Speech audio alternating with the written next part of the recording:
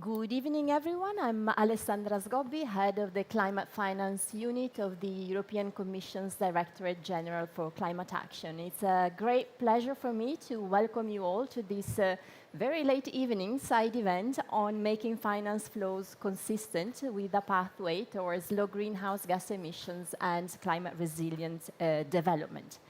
I'm joined here by a very distinguished group of panelists that I will introduce in a little while.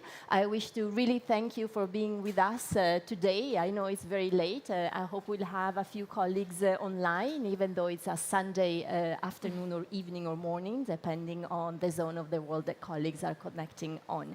It is a really important topic that we are addressing today, one that is very dear to the European Union, and one that we find is instrumental and necessary in order to meet the goals of the Paris Agreement. We are standing here, of course, on day 3 or 4, I don't even remember, of COP28. We've had a couple of years of discussions around the new collective quantified goal that developed countries and parties will have to decide upon next year, all the parties to the Paris Agreement. And of course, that is a very important discussion that we're having, one that we hope will also shed some light on how we can make finance consistent with the goal of the Paris Agreement. It's quite clear that the scale and urgency of the challenge and the climate emergency, of course, cannot be addressed by public finance alone. And so we need really to mobilize a broad range of actors to work in the same direction towards achieving the goal of the Paris Agreement. Of course, the European Union is committed to continue supporting our partners, and for the last few years we have and continue to be the major contributor to climate finance internationally. We've just released our new figures, and we're very proud to say that we have been providing with the member states 28.5 billion in climate finance, and for the very first time we have been able to report on how much finance we have mobilized thanks to our public support, and that's around 12 billion. Of course, this is a drop in the ocean, and we still need other parties to do the necessary, but we also need to broaden the discussion. We must start taking seriously the role of the private sector when it comes to financing the transition and the transformation that we need to see. It's really about making domestic policies conducive to leveraging and mobilizing and attracting investments. It's about, of course, reforming international institutions, and it's about taking a systemic approach and a comprehensive approach to the landscape around climate action. I think in the EU, we have been, in the last 5 years or so, setting in motion a whole series of policy instruments that will help us shift, we hope, private capital towards the sustainability that we need to see.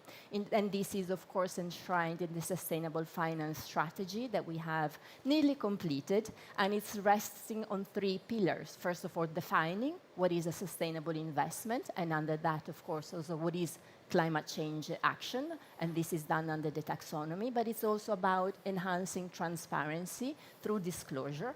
And finally, it's about making sure we have the tools that we need to set benchmarks and make sure that we do not have greenwashing or wishwashing, wishful thinking, and we have the instrument we need to also assess not only the goals, but also the transformative and the action that private sector will want to put forward. I think it is clear that capital is out there. We've heard, I'm sure, the last few days and after the reports of the IPCC that the trillions are already invested in the capital market, but they don't necessarily go to the right investments, we would say. We still see quite a lot of investment flowing to fossil fuels, of course. We see a lot of subsidies, direct and indirect. How can we jointly shift all this existing finance is definitely a question that we need to ask ourselves. And that's why I'm very pleased to be sitting here with you this evening. And we have a wide variety of experts on this podium today to help us unpack some of these challenges and opportunities that we have. So I'll start by introducing all of you, and then we'll get started with our discussion. To my left, we have Dr. Sam Kojo. He is Assistant Commissioner for Macroeconomic Policy at the Department of the Ministry of Finance, Planning and Economic Development of Uganda. As I was telling Sam, I have been working when I was, much younger than now in his ministry, and it's still very dear to my heart. I'm sure you will have a lot to tell us about the challenges and opportunities we face. Sam is also the Ugandan Sherpa to the Coalition of Finance Ministers and a former co-chair of the coalition itself. We are joined also by Irene Hemsker, who's heading the Climate Change Center of the European Central Bank. She's responsible for shaping and steering the ECB's climate agenda, both in the EU, but also externally.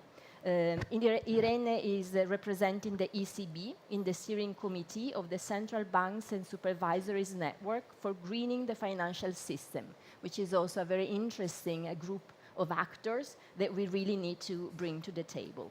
We are also joined by Mr. Jean Pesme, who is Global Director for Finance, Competitiveness and Innovation at the World Bank. He leads the World Bank's work to promote the development of sound, stable, sustainable and inclusive financial systems. That is, financial systems that are resilient, that are open to the poor and make finance accessible for them, and that support economic activities that develop financial markets. We have Dr. Hubert Danso, who's the Chief Executive Officer and Chairman of the Africa Investors Group, a Pan-Africa infrastructure investment holding platform for institutional investors. And last but not least, we have with us today Kari Walzak, who's a Senior Advisor for Sustainability Strategy and Policy at FMO. And I will not attempt to say that in Dutch, but FMO is the Dutch Entrepreneurial Development Bank, and she has served as Senior Advisor for Climate and Environmental Strategy since 2020. So a warm welcome to all of you this evening with us today. So I'll ask a first question, and I'd like to hear your views around the same topic, but from very different perspectives, I am sure, just to get us started and warm up the discussion a bit.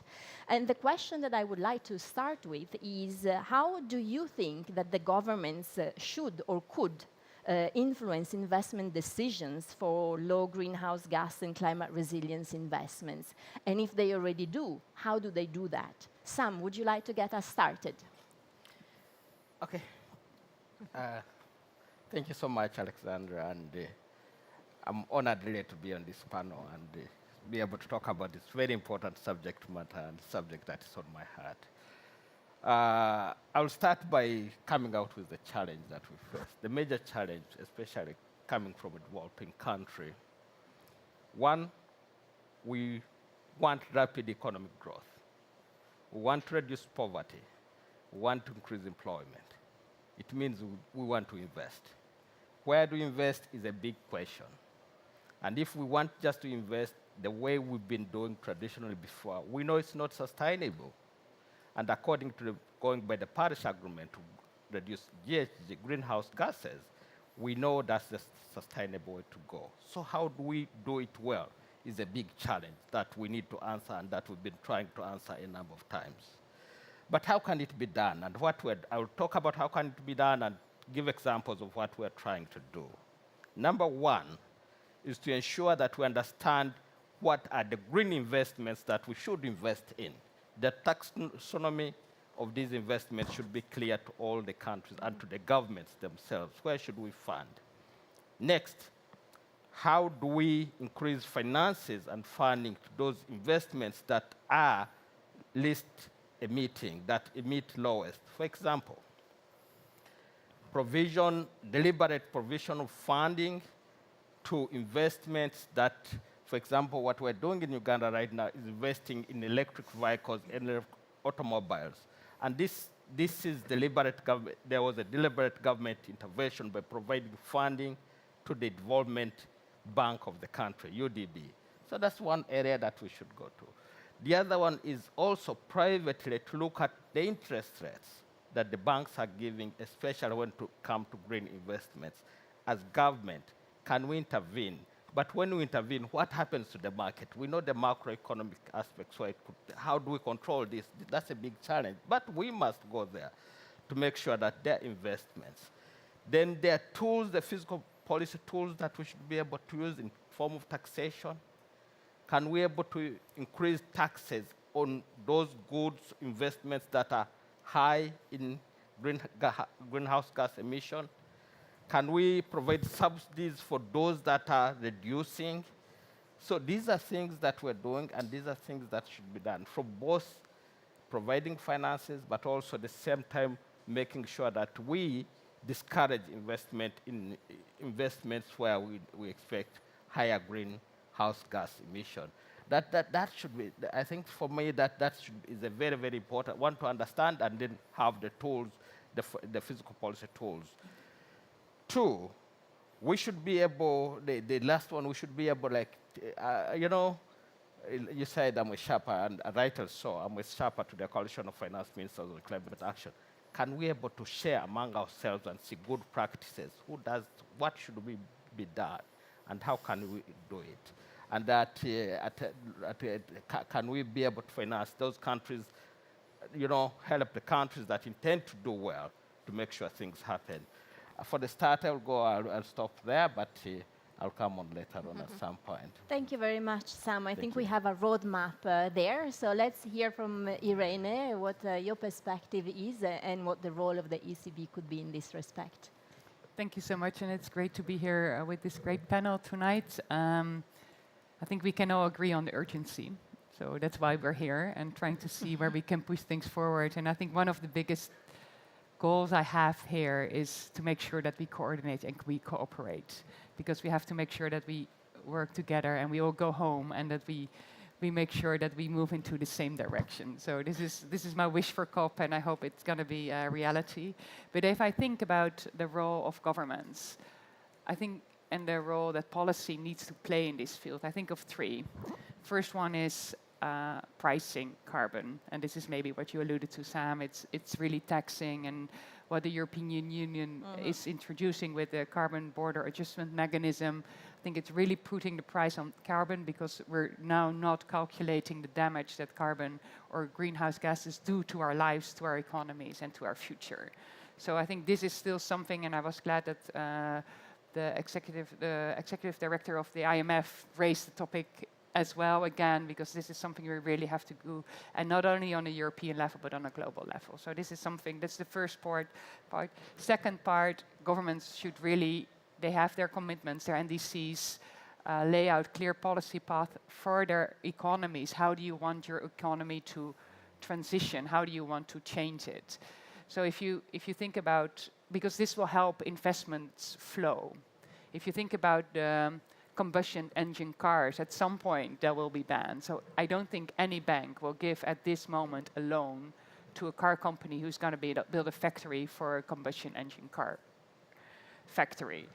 They'll maybe give it for electric cars, but just to set these kind of deadlines, or having ideas, okay, what is the energy efficiency of buildings you are expecting that they will have? Then the finance will also flow into more energy efficient, or there will be conditions for the financing that it will be improved. So these kind of policy measures, I think it's really, really important to lay out this path. Where do you want your economy to go, and make it reliable? That's the other point. The third part, and you already alluded to that in your introduction, I think that's the sustainable finance framework we've really been building in Europe over the past years. I think it's a big framework. It's in place. Let's make it work here. But I really hope that it will provide us the data, so the transparency to see what companies are emitting, what companies are doing. This also helps for investors to know what they're investing in. So I think this will be a big, big improvement going forward. And in this regard, what I've heard in the different panels or events I attended, everywhere I hear transition plans. And I'm really a big fan of that, because it really forces, I think, also the financial sector to think, okay, where am I now? To identify the risks or the exposures you have to greenhouse gas companies or to others. Where are you now? Where do you want to go? It forces you to get your engagement with the borrowers, with the companies you're investing in, to see, okay, what is your plan to move towards net zero, Paris aligned. And I think this is really something we need to shape together. And I think for COP, I'm glad that it's on the table here, because you need all those frameworks talk to each other and build on each other. We need it from a central bank or supervisory perspective, from a risk perspective, right? What is the risk that a bank has, and how do you assess it? So how do you manage your climate risks through a transition plan? But they need it from companies, they need it from others. What are you doing with the SMEs at some point? How do you make sure that you get everyone on board? So I think that's a promising way forward. I would take home to this momentum from transition plans. And lastly, I think it's important to emphasize from a central bank and supervisor's perspective, what are we doing together? And I want to highlight for those who here and listening in who are not familiar with it, but we have this network for greening the financial system from central banks and supervisors. We were 6 years ago. We're 129 members today. And really a lot of members joined from emerging markets over the past year. So I think this is a great platform also to think together with supervisors and central banks. How can you make sure that you align to the Paris goals? Thank you very much, Irene. I think indeed transition plans will be crucial to take us forward, but they need to be set in the right context, and there's certainly a role also for supervisory authority to help us drive companies and banks where we would like them to be. So from Uganda to Europe, to the world with the World Bank. Jean, please, the floor is yours. No challenge, no pressure. No challenge. That's not an. Yeah. Okay. That's not an ambitious way to put it. So first, thank you very much for the opportunity to join this discussion. And I think it's really important to also share our different perspectives. So there is a lot of what I'm going to say that echoes what was just said, and maybe a couple of additional elements on the role of government, and they have a crucial role to play, not just from a financing perspective. So first, and I think we'll agree on that, policy and regulatory framework. So that's a way to have clear policies, provide the right incentive and enabling environment for the private sector, but also define what are the ambitious targets, what's the pace at which countries are trying to achieve them, and also provide a little bit the longer-term perspective, which is sometimes also a bit missing between short-term objective and medium-term objective. So really important to do that. So because I'm coming from a financial sector perspective, greening the financial sector is extremely important from that perspective, and that's where also disclosures are going to be very important. So disclosure, clearly a very important agenda going forward, and that's part of this policy regulatory framework. Second element, public sector investment. So you still need public funding to support low carbon, climate resilient, in particular infrastructure. This is also a way to act as a catalyst for private investor, but also by prioritizing climate impact in public investment, government can demonstrate their own commitment and also reduce the real or perceived risk for private investors. So still an important role for public sector investment. Third element, financial incentive and instrument. So there is a range of tools that can be mobilized to steer investment towards low carbon, climate resilient solution. So fiscal policy, tax credits, subsidies, carbon pricing mechanism, as we just discussed, but also elements related to financing green. So we discussed taxonomy, but also risk sharing, and risk sharing really an important element that we see in emerging market. Fourth, technology development, which is a really important part, and that's the part where government can really foster innovation, technology development through research and development support that can lead to the creation of new sustainable technology, but also make existing technology more affordable. And fifth element came a little bit also with my colleagues, which is information and data provision, really important in terms of transparency and accountability. This is also a way to make sure that you have well-informed, fact-based decision-making, which really important, with clear metrics, reporting standard for investment. And this is a way also to build investor confidence, but also that government themselves are held to account. So there is really an important element. And we see that a lot of the discussion, so transition finance was mentioned, a lot of that hinges on the existence of data and the ability to see the progress. And there is a huge challenge remaining there. So clearly also investing in the provision of data really important. So that would be the fifth element. And that's another way, again, to support investors and business to make their own informed decision. Thank you very much, Jean. I see a lot of convergence around the role of governments. I think the element of technology and research and development is certainly something that hasn't been erased yet, but I agree with you that it's a crucial aspect of what governments could do. So let's see if Hubert has a different perspective from where you're sitting. Are policymakers and governments doing what you would need to enable such investments to start flowing? Over to you. Yes, no, thank you very much, moderator. I think, what did you say, Uganda to central banks to the world. To the world. I'm going to bring us down to earth. Excellent. That's exactly what we need. And on Earth, where I reside with my constituency of pension funds and sovereign wealth funds, which collectively represent over 150 trillion US dollars of assets that are very interested in investing at scale to support Africa's $3 trillion worth of nationally determined contribution in climate transition-related investment needs. We've identified some very fundamental problems. Firstly, the name of this event is symbolic of one of the mistakes that the entire community are making.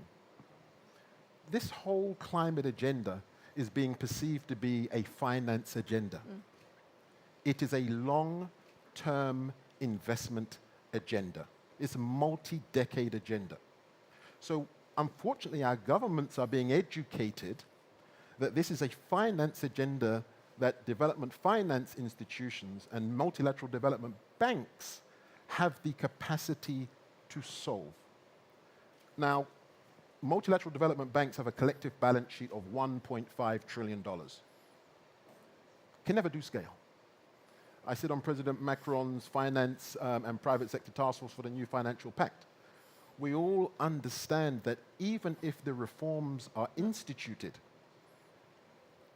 and they surpass all of our wildest expectations, the MDB market will never be able to mobilize more than 10% of the financing gap. So my colleague here is part of the Ministers of Finance for Climate Coalition, and the young lady here is talking about the central banks. We, as the institutional investment community, have tried several times to engage the Coalition of Ministers of Finance with its secretariat at the World Bank. The calls don't get returned.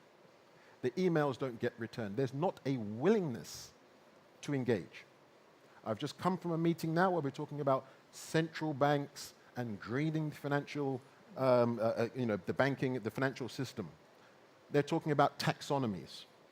How can we use taxonomies to mobilize climate finance? I said, that's really, really interesting. Is it your money or is it real investment that you're looking for? Because the last time I looked, there's a huge gap, and a $1.5 trillion balance sheet can never leverage enough money to close this gap. And we say to our governments, you're spending 90% of your time with a constituency on the private capital mobilization at scale agenda that can only deliver 10% of the gap, at best. And you're spending less than 10% of your time with the institutional investment community, 150 trillion pool of capital that can solve 90% of the gap. So we actually think that there's a fundamental problem there. And I raise that not to show how much assets we have versus MDBs or DFIs. I raise it to say we have to deal with scale. And we have to be very realistic about scale. So today we were talking about the taxonomies for central banks, the greener financial system, and I'm told that it's all under control. And it's going to crowd in private capital. I was asking them, which of my colleagues from the institutional investment community have you engaged in that taxonomy? Not a single one. So you're sitting in your public mindset where you've got a private capital mobilization track record that's on the floor. For every $1 of finance you provide, you're supposed to mobilize $10. You currently mobilize 20 to 38 cents. That is the statistic. But yet we sit here and talk about how can we crowd in the private sector. So I think fundamentally my message to governments is you need a different type of relationship. We describe it as climate investment statesmanship. We need to break out of a model where the math doesn't work. The math does not work. We need to fix this private capital mobilization problem. My good colleague from the World Bank has talked about data. We spent 10 years asking for the GEMS database to be opened and democratized. It's coming. Do you realize each year it costs our governments $15.6 billion a year in excess interest payments on loans waiting for your "it is coming"? We have crisis. You're costing us a lot of money with this "it's coming." Why haven't you done it? You're betraying the trust of our governments. We're talking about governments now. This is the real problem about private capital mobilization. That's the data we need to be able to properly price the risk. That's the data we need to be able to crowd in our capital at scale. But you're saying it's coming, and you're costing our governments $15.6 billion a year, and you're saying that private sector is about profit and you're about development? This is the fundamental problem. There is not that genuine will to crowd in the private sector because there is a psychological and philosophical difference between the same institutions that live in the finance world putting themselves forward as the ones that can catalyze investment. And I think that is the message that we really want to send. If you need to be genuine and help governments have what we describe as an institutional investor-public partnership, a different relationship, because you can't blend, this is not a finance agenda, this is an investment agenda.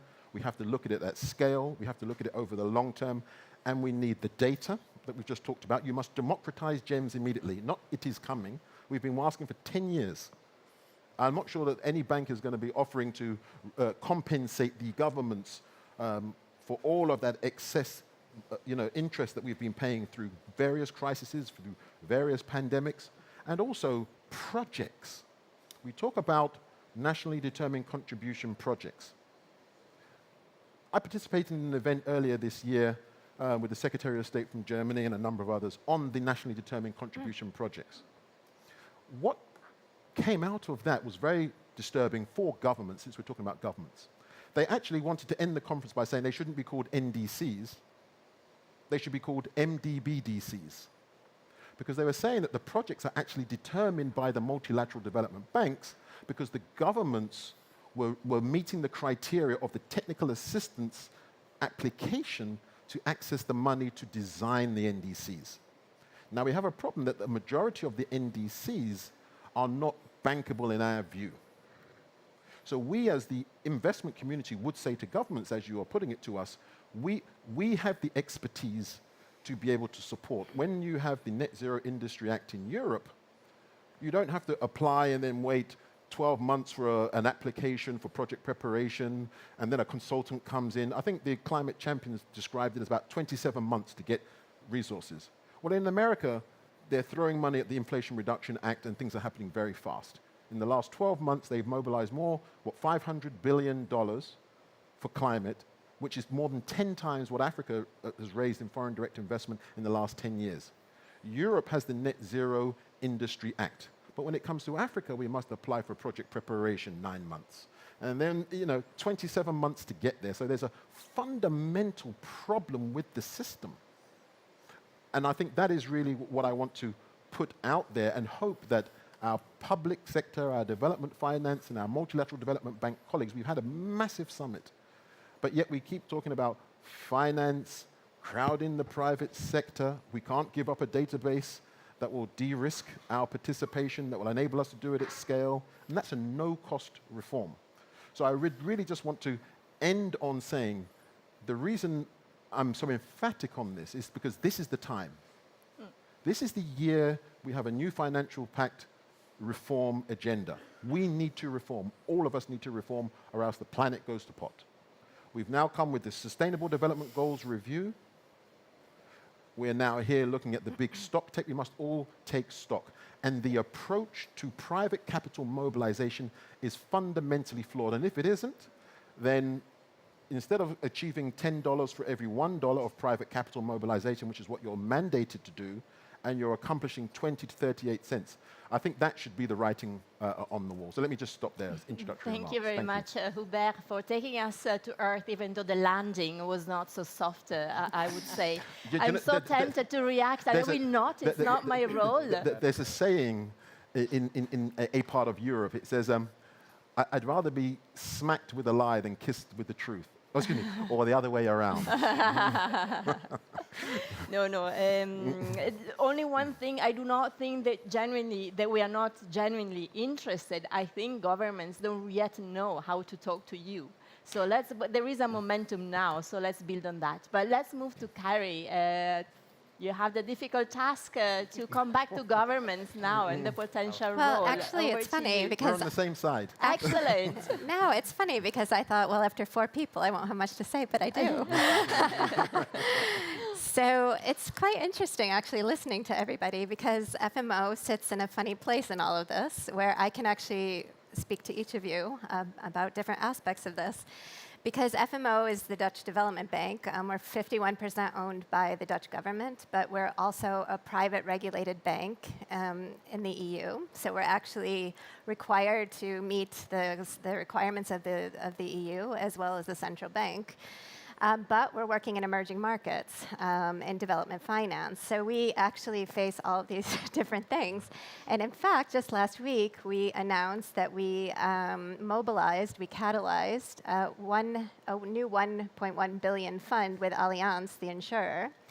So we actually mobilized institutional money by injecting with the MacArthur Foundation with 25 million from philanthropical capital in a blended structure, and 100 million from FMO, catalyzing $1 billion of pension funds or insurance funds to go into developing economies, following us in our investments. So I think it's a different perspective. And I would like to say that it's been interesting because I've been part of the Dutch Banking Association discussions as well on reaching net zero targets, and we actually had signed up for the Dutch climate commitment, whereby we had to publish a climate action plan by the end of 2022. And in fact, the EU regulation has had an impact also on the institutional investors. So it was actually the financial institutions who came together, including the pension funds and other institutional investors as well, to make a joint declaration about the Dutch climate commitment and move forward together. So, I think that and I actually wanted to say, from my perspective, we have committed to net zero 2050, but we're working in emerging markets. So it's quite challenging, actually, to have a roadmap from all the countries that we work in to do the right thing. And actually, we're quite concerned to set interim targets because we know that there are so many differences on the mitigation side. So we've been having discussions, for example, like,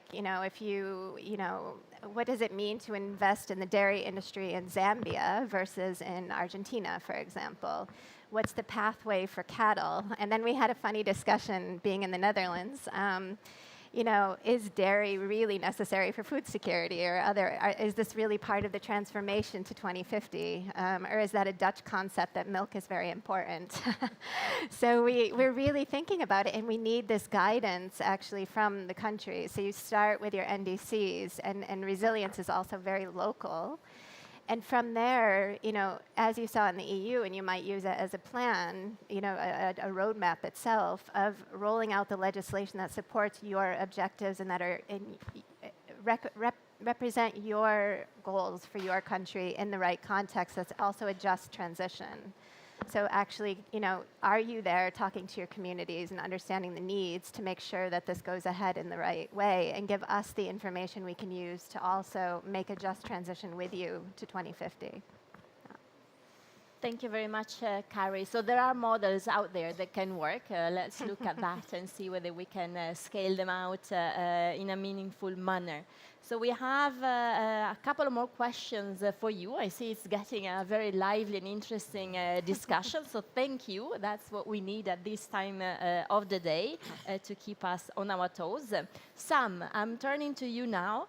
We have, I think, Carrie, you mentioned resilience in your intervention, and I think we hear a lot that, mobilizing, apologies for using the word mobilize, private sector capital or investments, or using our blended finance for adaptation programs is much more difficult than it is, of course, for mitigation.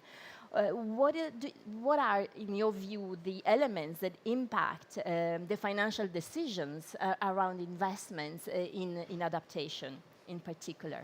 Thank you so much, Alexander. I think it's getting interesting. This in our place, this is why what we call the fireplace discussion. And my brother has Feel brought free up a to lot of reply. things, Yeah, and indeed. it's very interesting. One of the things really that has come out, and probably this, I would like really to apologize that the coalition has not been responding. I beg pardon? The coalition has not been responding to your miles. We are members as a country, Uganda and Denmark and here, and tomorrow we have a ministerial meeting. I hope it will be sorted. You will get responses. At least that one will come out. That one I can One respond. follow-up, tick. Tick. We're looking for a partnership, Not an email. not an email. Don't run too fast. We have our time, Yeah. And then the good things, really, the taxonomy we need to understand. We need as I come from the government. We need to. I appreciate really all the comments, and they're true. And I share some of the understanding like you're sharing. And when I look at our NDCs and long-term strategies, we must have them as government because we need to know where we're going. But we must be able to make them realistic, to make them fit within our plans without expecting much from the neighbor if we know it's affecting us. And that's where we are going. I'd like to tell the last 3 COPs or 4 COPs, maybe the other 4, the role of Minister of Finance in all this discussion was a little bit low. You can see it now coming up more and more because we want to understand what's impacting mostly on the economy, that's number one, and the challenges that have come with climate change actions. And so to go to mitigation, to make sure we find funds before we are leaving it to Minister of Water and Environment. And that's why you can see a statistician like me discussing this subject. But we need to go along. One thing that I've been telling my colleagues at work, and which is something I shared this evening with my colleague June Nyakuma is here, is look here. If you look at the Uganda's budget and Uganda's National Development Plan, it's all adaptation. It's all adaptation. We are working on roads. We are resilient roads. We are making sure people are going to be resettled where there has been floods and where there's drought to make sure there's food. We're going into irrigation. These are things that we're doing. And this is in our budget. So what stops this budget to be a green budget? What stops this budget of ours to be reflected in our NDC and so that we show that we're funding NDCP, our NDC is 100%. You get it? Instead of saying 20 to 80. So that whatever money comes from external, whatever money we get is an addition. These are things that we need to think about really from your argument. And I think we should be as positive that we should be able to tweak our investment a little bit. If you are constructing a road, why don't you make sure the drainage is good, is big? If you're constructing a road and it's going over a swamp, why don't you make sure, why do you grade the whole swamp and put concrete on the swamp? Why don't you go over? I know, like I started, it's going to be a little bit expensive and we want involvement. But this is what we're going to call sustainable development. And sustainable development for ourselves, not for anybody else. And that's where we should go, in my view. And the discussion within ourselves as countries, before we start getting everybody globally to come and discuss with us, should be centered there. And when we're mobilizing private sector funding as government, we should know that we're doing it. It's a cost. It's going to have a cost on our revenue, that's number one, even on our expenditure. And we should go there, knowing what it's supposed to be. Direct to the question, back to adaptation, I was just... Briefly. Briefly. One of the things that government, yes, we've been funding mitigation and adaptation, mitigation mostly, but if you look at the budget, like I said, Uganda's budget is adaptation. And what we're doing is we're looking at making sure the settlements are really, people are settled, can be settled properly. The infrastructure is resilient, is not in the water. We're making sure we're investing in research to make sure, like research, more resilient crops to be invested, to have more food and continue planning. It's a long list. I'll not go into that, but the policies are in place, and definitely following our indices and the LTC. But we want to localize the indices and the LTCs as much as possible, not to depend on someone else. Let me stop there. The Thank discussion you, can be Sam. long and long and long. Thank you. We'll have a drink afterwards Oh, and then great. Then continue we'll in a discuss. more informal Yeah. setting. Yeah. All right, Carrie, may I turn to you? As you have been working with investors, including institutional investors, what are, from your perspective, the challenges and the obstacles that they are facing if they want to invest to scale or not into pilots, into adaptation in particular? Yeah, so FMO published a new strategy last year called Pioneer, Develop, Scale, which I think explains this quite well. And why did we do that? Because when you start with Pioneer, often you hear, yeah, the money is there, but there are no bankable deals. So we really think that it's important to start with, what's stopping more investment and try to tackle the issues that are on the ground. And that can be with projects that are the first deal of their kind, like the first renewable energy deal ever, which we've seen before. For example, in Egypt, the Nubian Suns deal was one of the first large-scale commercial solar projects in Egypt, which then others can replicate. So that's one part of it. And then if we talk about bankability and resilience in particular. For example, blended structures really can work very well. And in fact, the Dutch government originally gave funding for a blended structure called the Dutch Fund for Climate and Development, but actually the EU is now also supporting it to grow further, EFSD Plus, under the EFSD Plus program. And this is a special facility where it's really about real partnership. So actually, FMO's partnered with SNV and WWF, the World Wildlife Fund, to basically be on the ground and finding the deals, because they're on the ground. They know, farmers, for example, what the issues are, where, how to do it. They make the deals. They work on making the deals bankable with grant funding, and then basically it's ready for financing from FMO and our partners on the climate fund managers for water deals. So you see different ways that blending can also work toward launching this.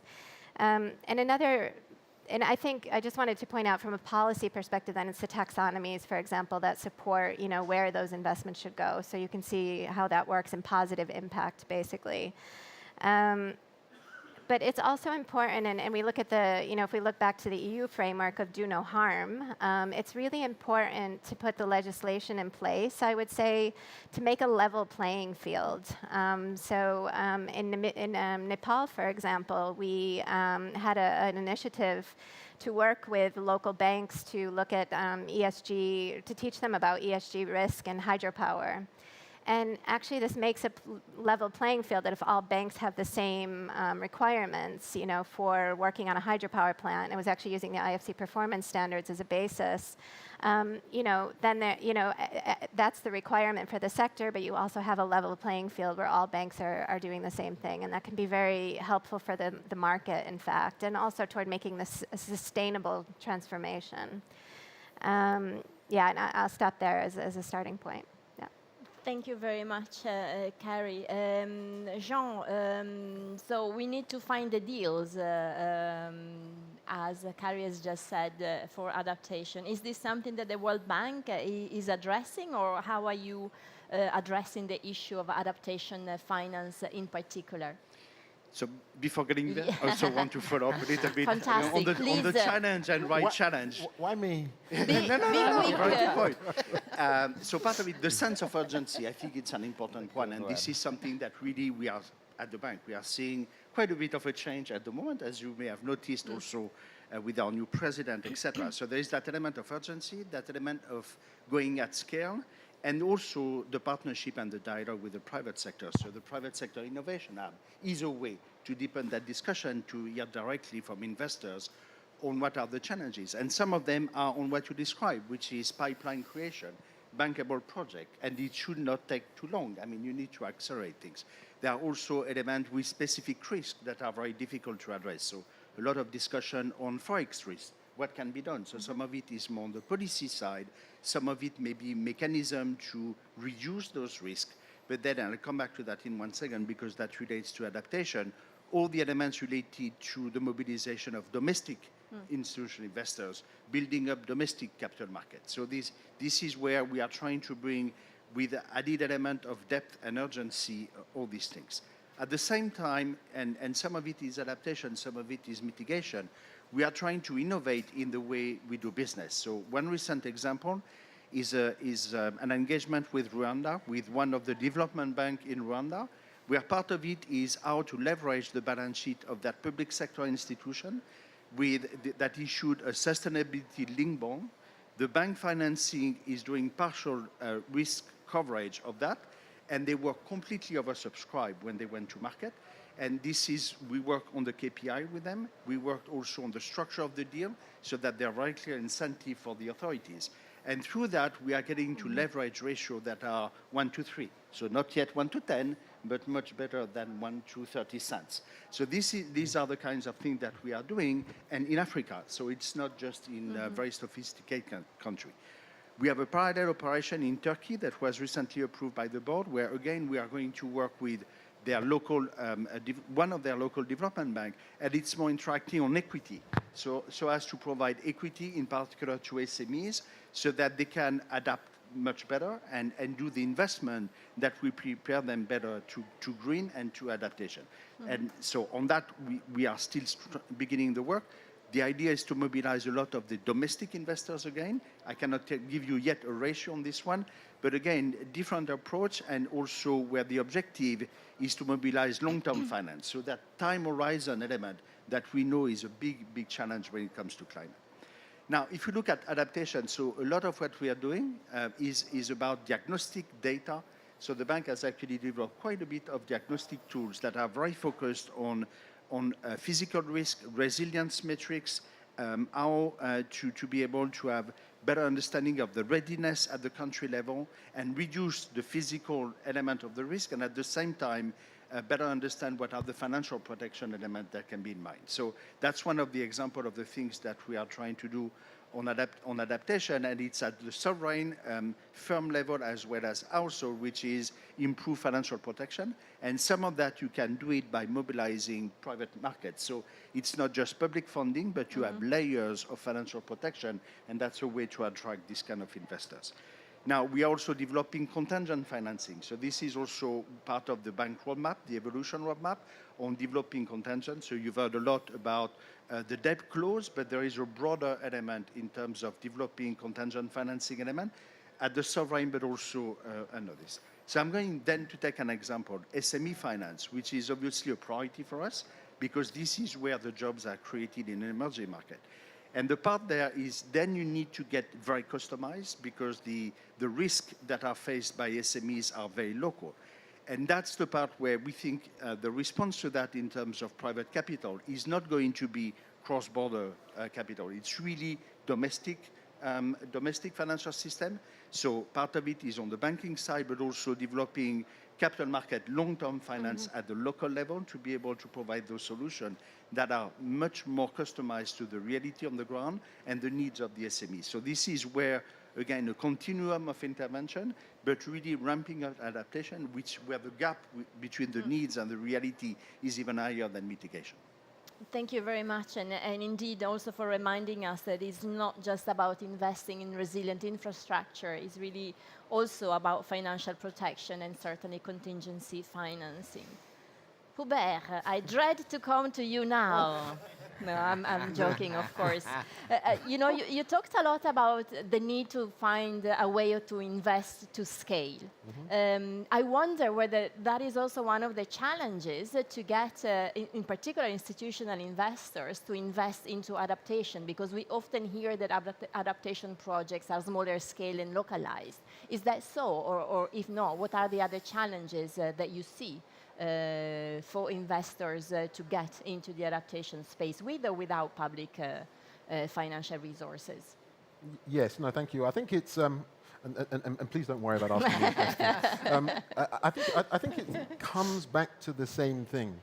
A lot of the advice that goes into our governments, a lot of the strategic participation and alliances are linked to the capacity of the institution that is potentially providing that finance or providing that support, rather than the size, scale, or scope of the opportunity in the market.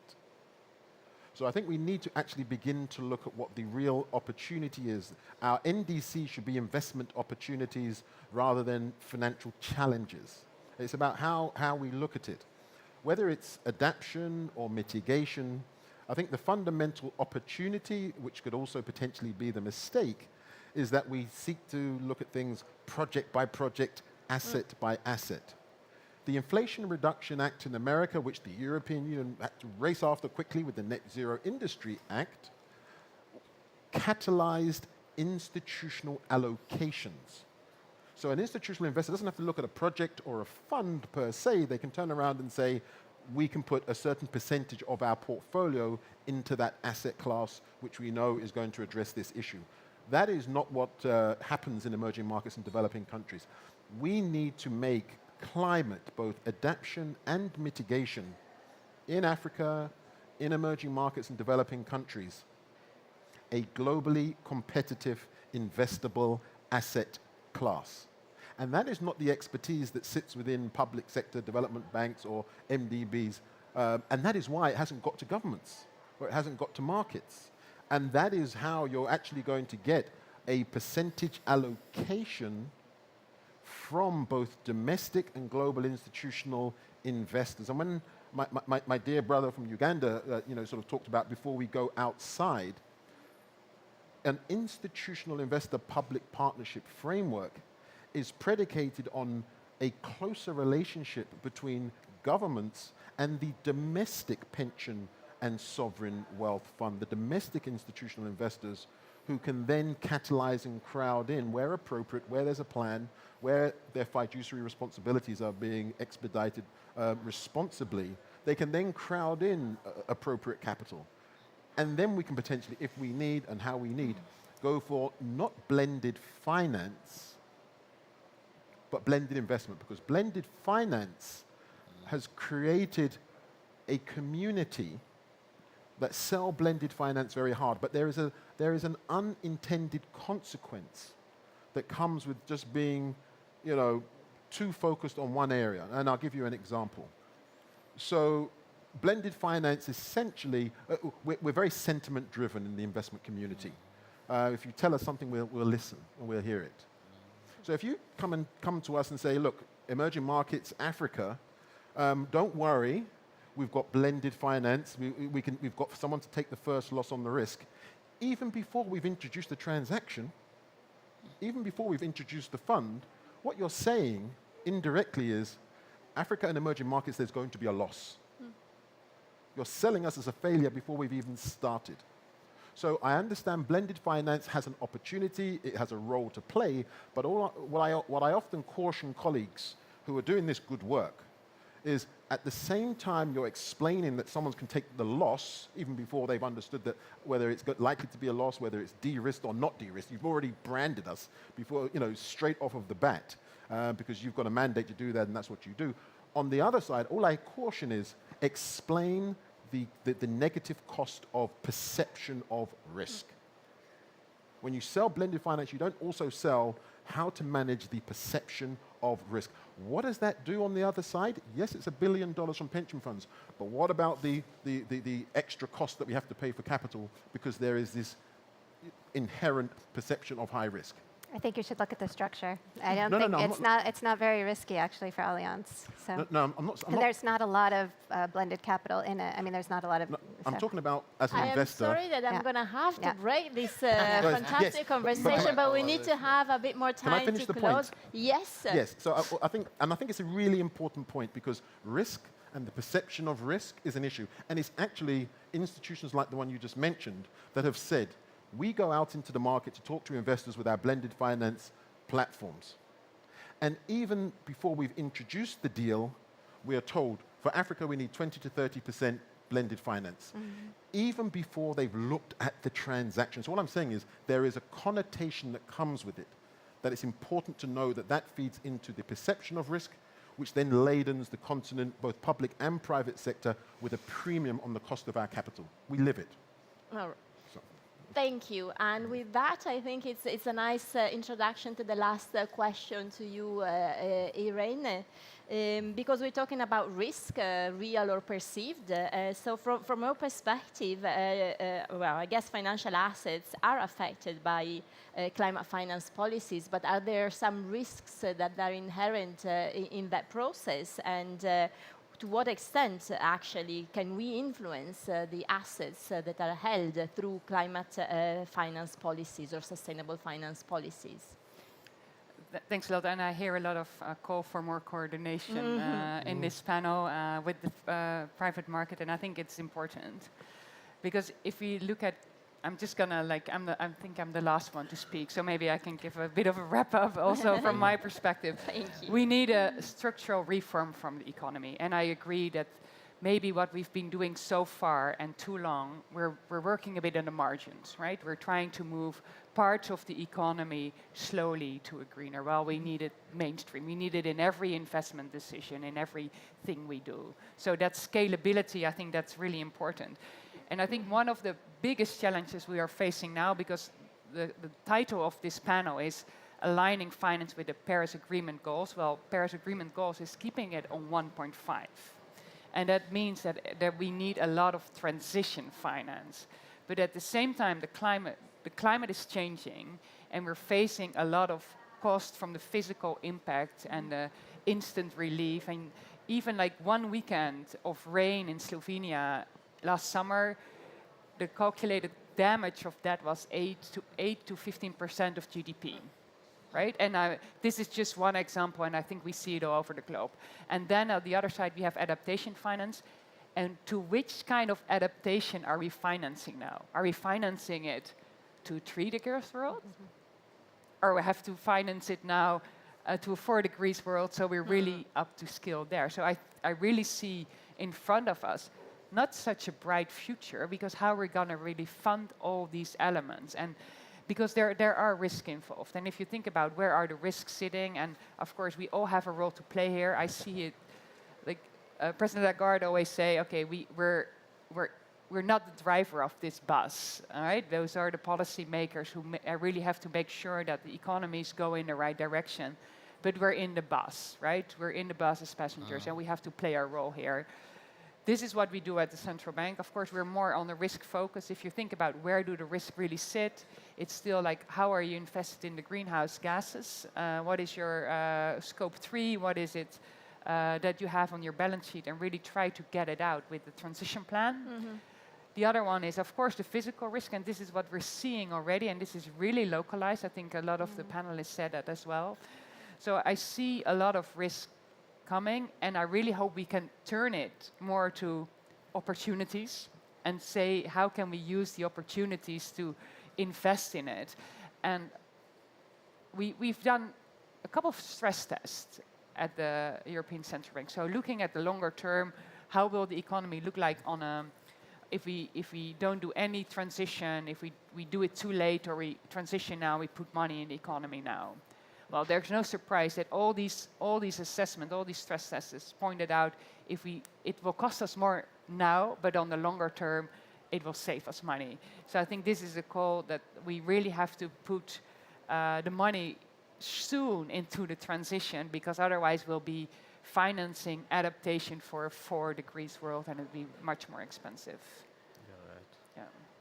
Thank you very much, and I hope there is a hope in that. I think let's see what the COP delivers. We certainly started on a high note, and I hope that we will keep the same pace to the end of the COP. I do think we have an opportunity now. We are starting this dialogue. We are starting this cooperation. We started to connect the different dots. And it's a bit of a clash of culture, of sectors, but I think, we are heading in the right direction. The question is whether we will be able to get there fast enough, and I hope that we will.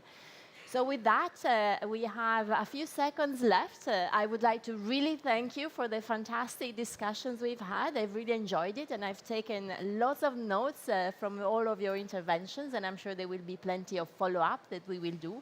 Thank you, and thanks to the audience here in Dubai, and of course also online for staying with us. I hope you've enjoyed it as much as I have, and see you next time. Thank you again. Thank you, Alexander. Thank you. Thank you so much. Thank you. Yeah.